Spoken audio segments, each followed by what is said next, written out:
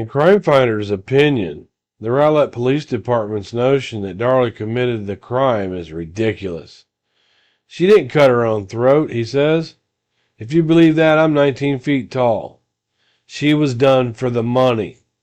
The money was a six-figure life insurance policy of which Darren would have been the beneficiary. 5 years after his wife was sent to death row, Darren admitted in an affidavit to trying to find someone to burglarize the family's home as part of an insurance scam shortly before the murders. There are some who believe the claim was nothing more than an attempt to help Darlie in her appeals, and I'm one of them. But those involved in Darlie Routier's trial defense and appeals, as well as family members and friends, claim that the burglary plot is true and that Darren had done it before with the theft of a vehicle. The fact that Testneck, Darren's business that provided testing for computer parts, had not been bringing in much money as in years past was used by prosecutors to show motive for the boys' murders.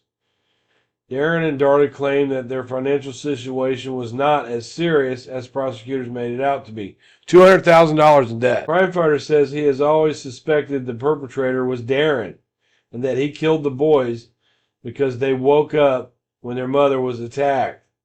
However, a common opinion among those who have talked with me about the case is that while Darren likely intended to commit insurance fraud, he did not intend for his children to be murdered upon the process. Crimefigter sees merit in the story.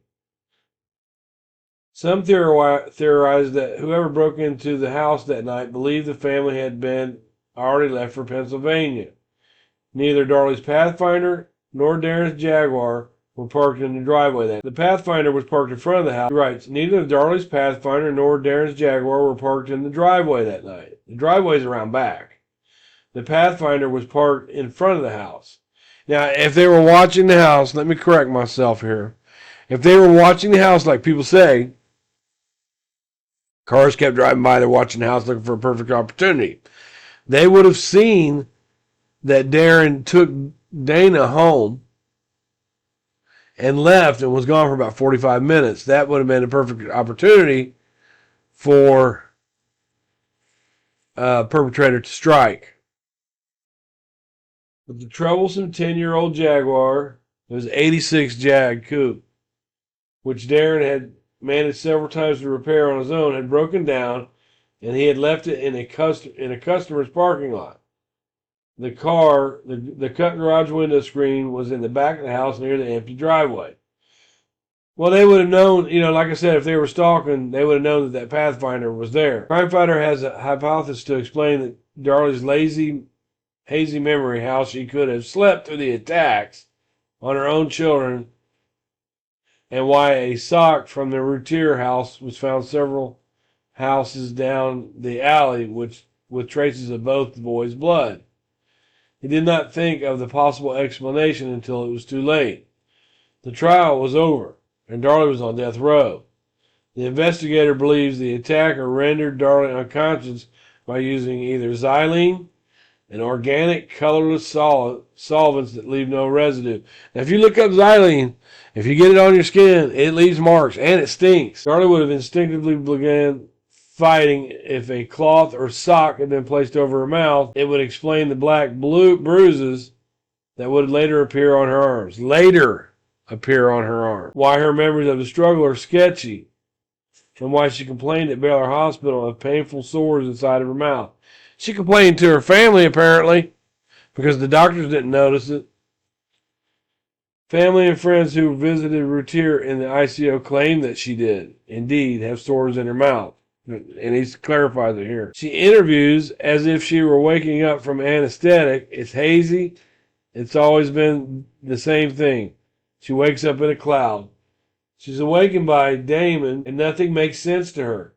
She doesn't know what's going on. She sees a guy at the end of the couch. She has no clarity whatsoever. Listen to the 911 call. She's just starting to come out of it. Oh, she was somebody who intentionally walked in here and did it, Darren.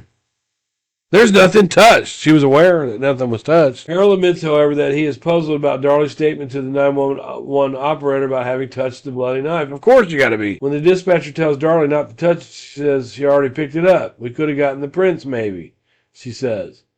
Prosecutors used that statement against her, and they should have, because that's where her mind was. Her mind was not on helping the kids. Her mind was, oh shit, there's fingerprints on the knife. That's her establishing an alibi, claiming that no mother would have been focused on the prints as her children lay dead or dying.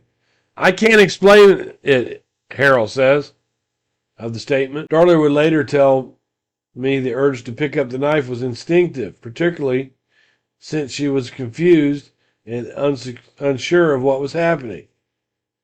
She said the urge is so instinctive that law enforcement officers are trained not to act on that instinct when they see evidence at the crime scene. Well, your instinct should have been helping the kids, which you didn't. You placed a towel on Damon's back and told him to hold on, but you instinctively picked up that knife. Mothers are born with the motherly instinct. They just know. They just know. In Crimefigter's view, the sock not only likely holds the key to why Darlie's memory has been unclear, but is strong evidence to indicate that she did not stage a crime scene. In 3 separate interviews, she fails to mention or suggest that the sock exists. She never made a statement. Yeah, she thought she threw it in the gutter. She never made a statement that the intruder held a sock over her mouth, or that he had a sock on his hand as he fled. She could barely see him. If she placed the sock as a prop to a concocted story, and it would have been a good prop, she never mentions it. It's interesting to note that neither Cron nor Alan Brantley of the FBI's profiling unit, they didn't mention the sock. They both knew the sock does not fit with their theory and conclusions that Darlie staged the crime scene. I asked Crimefigter about the availability of either ether and xylene. He says both were quite easy access to obtain back in 1996. They're both used for auto parts, specifically carbureted brake parts, and also in building computer hard drives. Let's look. Now, I already knew that xylene had a smell because you can use it to clean jewelry sometimes too. Yes, xylene has a strong, sweet odor. You can detect the smell of xylene at concentrations as low as 0.08 parts of xylene per million parts of air. Xylene is a clear flammable liquid that is also known as xylol.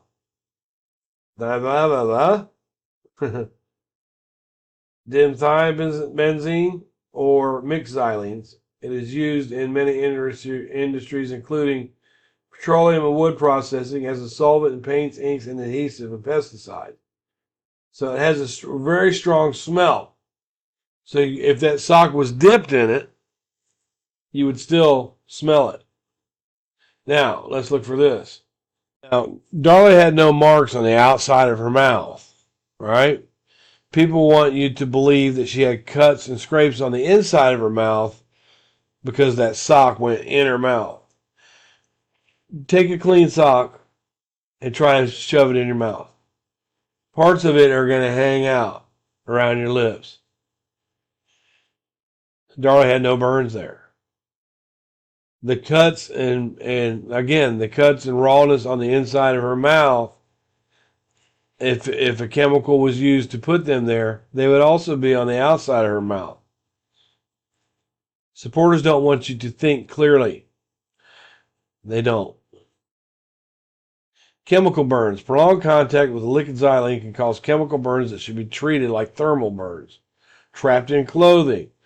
Xylene can easily penetrate clothing and become trapped, causing burns and blistering. This is an FBI agent and a former FBI that's trying to tell us that Darlie's innocent because of shit like this.